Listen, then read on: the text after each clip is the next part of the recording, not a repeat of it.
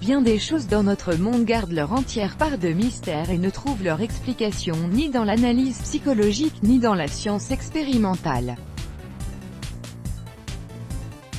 Certaines expériences vécues par beaucoup de gens restent dans cette catégorie et demeurent inexpliquées mais indiscutablement vraies et indéniables. L'histoire que nous sommes sur le point de vous relater en fait partie. Un voyage familial qui tourne au drame. C'était pendant l'été de l'année 1997 que Julie, Andy et leur fils Landon étaient sur le chemin de retour, rentrant des vacances, bien heureux d'avoir passé de très bons moments ensemble. Mais ils ne se doutaient point qu'il se passerait quelque chose qui allait changer leur vie à jamais.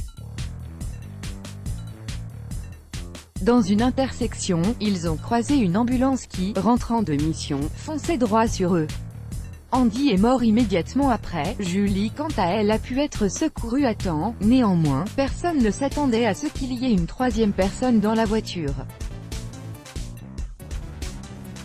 Cette dernière était tellement endommagée que l'équipe de secours n'a pas pu apercevoir Landon, âgé de seulement 8 ans à l'époque. Ce n'est qu'une fois qu'ils ont remarqué la présence d'une chaussure d'enfant qu'ils ont su qu'il y avait bel et bien quelqu'un d'autre à l'intérieur. Landon a pu être réanimé puis transporté par voie aérienne au centre médical de la Caroline. Il a dû subir 2 tentatives de réanimation ce jour-là. Les médecins se sont montrés particulièrement pessimistes quant à son cas. Ils avaient annoncé à Julie que son fils allait rester pour toujours dans un état semblable à celui d'un enfant de 8 ans et qu'il n'allait plus pouvoir marcher, ni parler ni manger suite au traumatisme cérébral qu'il a eu, un retour parmi les vivants, et des mots d'autant plus bouleversants. 2 semaines plus tard, le miracle s'est produit et le petit Landon a bel et bien ouvert les yeux sous l'étonnement le plus total de toutes les personnes présentes ce jour-là. Il ne manifestait pas le moindre signe d'endommagement du cerveau. Mais ce qui allait suivre allait être davantage plus stupéfiant. J'ai demandé à Landon, « Où est ton père ?» Il a alors répondu, « Oui, je sais où il est, je l'ai vu au paradis », explique la mère. L'enfant miraculé a aussi expliqué qu'il avait aussi vu 2 amis de la famille pendant qu'il était au paradis, mais ce n'était pas tout.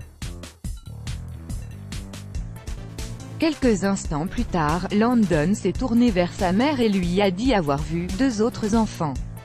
La mère, dans le choc le plus total, ne savait pas de quoi il parlait exactement jusqu'à ce qu'elle réalise ce que son fils a réellement essayé de lui dire.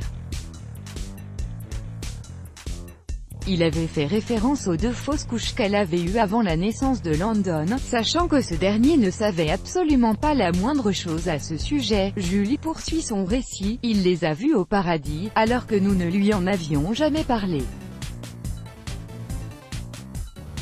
Il ne savait pas du tout que j'avais perdu 2 enfants avant de l'avoir lui. Une histoire douloureuse à entendre certes, mais en y réfléchissant un petit peu, on réalise qu'elle pourrait aussi servir d'invitation à remettre en question un certain nombre d'a priori que nous avons vis-à-vis de tout ce qui relève du paranormal, du spirituel ou de l'intangible.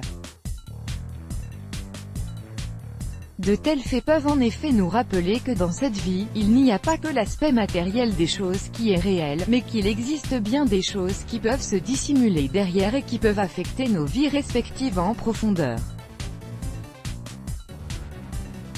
Let's block ADS, why?